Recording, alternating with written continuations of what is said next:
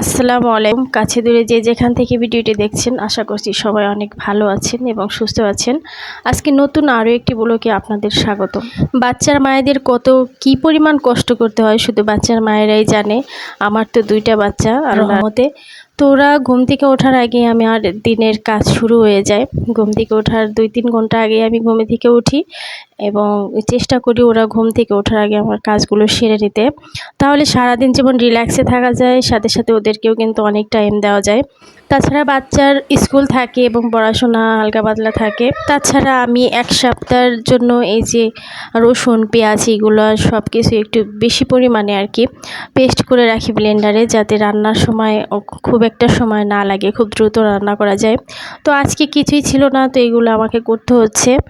তো একা হাতে পুরোটা সামলানো সত্যি খুব কষ্টকর। বাচ্চাগুলো বড় হলে অবশ্য সমস্যা নেই, কিন্তু ওরা এখনও অনেকটাই ছোট এবং অনেকটাই অবুঝ। কিন্তু বুদ্ধি করে যদি আপনি আপনার কাজগুলো একের পর এক সাজিয়ে করেন, তাহলে কিন্তু কোনো কিছুই আসলে থেমে থাকে না।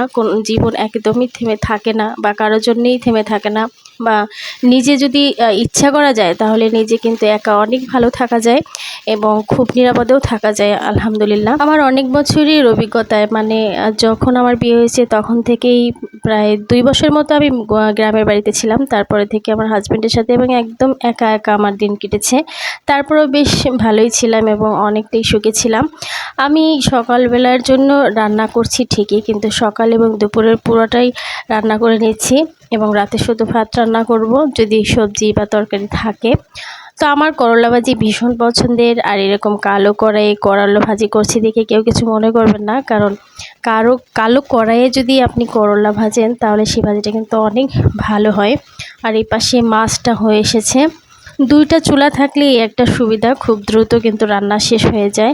আর আমি চেষ্টা করি সব কিছু কাটা বাছা করে তারপরে রান্না বসাই, যাতে খুব দ্রুত রান্নাটা হয়ে যায়। আর রান্না বসিয়ে রেখে আমি কিন্তু চুপ করে থাকি না। রান্না করার পাশাপাশি আমি অন্যান্য কাজ করি, যেমন কাপড় ধোয়া, ঘরগুলো গোছানো, ঘর ঝাড়ু দেওয়া, এই সব কিছুই আমি করে নিই, যাতে দুটো কাজ আমার একসাথে হয়ে যায়। তাছাড়া বাচ্চারা ঘুম থেকে ওঠার আগেই আমি খাবার খেয়ে নিই, যাতে আমি ফ্রি থাকতে পারি এবং ওরা ওঠার পরে ওদেরকে খাবারটা খাইয়ে দিই। তো এইভাবে আমার জীবন চলছে। দেখুন করলা ভাজিটা কীরকম হয়েছে, একদম সবুজ সবুজ। আমার কাছে তো একটু তিতা ভাবটা একটু ভীষণ ভালো লাগে। আর আমি একটা সবজি করছি, সবজিটার মধ্যে খুব একটা ঝাল দিইনি, আদা রসুন পেস্ট দিয়েছি এবং হালকা পাতলা মশলা দিয়ে একটা মাত্র মাছ দিয়ে কিন্তু আমি সবজিটাকে বসিয়ে দিয়েছি ফোড়ন দিয়ে। আর এই পাশে মেয়ের জন্য রান্না করছি খিচুড়ি। খিচুড়িতে অবশ্যই আমি একটা মাছের পিস দিব, আর ডিমও দেই, কিন্তু আজকে ডিম দিচ্ছি না। আর অবশ্যই একটা শাক দিচ্ছি, কিছু সবজিও অ্যাড করব আমি। তাছাড়া এখানে 2 রকমের ডাল দিয়েছি, মসুর আর মুগের, আর একটুখানি চাল দিয়েছি। তো ফোড়নে দিয়েছি পেঁয়াজ এবং অল্প পানি দিয়ে, এটা একটু লম্বা টাইম নিয়ে রান্না করব আস্তে আস্তে।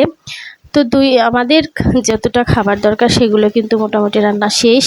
আর এবার আমি পরিষ্কার করে নিচ্ছি আমার সিঙ্ক এবং চুলার পাড়। প্রত্যেক দিন আমি কিন্তু এরকম করে মুছি, যার কারণে কখনোই নোংরা ময়লা জমে থাকে না এবং কখনোই বাড়তি টেনশনও হয় না। যখন রান্না করি সাথে সাথে সব কিছু মুছে ফেলি, দেখতেও ভালো লাগে এবং ফ্রেশ থাকে মনটা, যে যাক অনেক সুন্দর পরিবেশ, এরকম মনে হয় নিজের কাছে, অনেক ভালো ফিলিংস মনে হয়। তো প্রত্যেক দিন চুলা মোছার কারণে কিন্তু চুলাও ভালো থাকে।